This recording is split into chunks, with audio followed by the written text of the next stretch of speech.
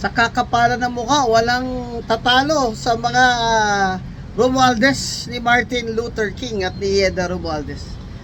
Alam na nila na sa konstitusyon, bawal ang pang-apat na termino ng representative kasama ng party list dyan. Ganun pa rin. Pina-resign yung mga 3rd, 4th, 5th nominee. Pinasok si Yeda Romualdez as representative 3rd nominee. Ito namang Comelec Chair Garcia, dahil takot na takot din ito kay Martin Luther King noong speaker siya, pinayagan din naman niya. Dapat nga, hindi na yun nasama sa nominees list eh. Bakit? Ministerial ba yung nominees list?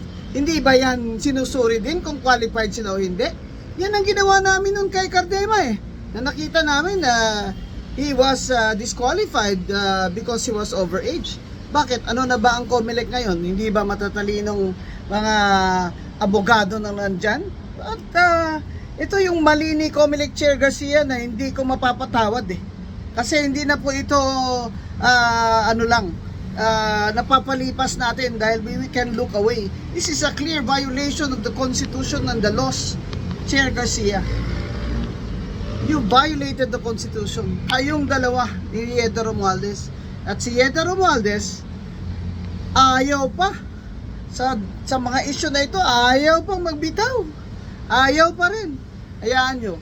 Sa falsification po ng public document, may 10 years time prescriptive period dyan. Mananagot sila. Mananagot sila.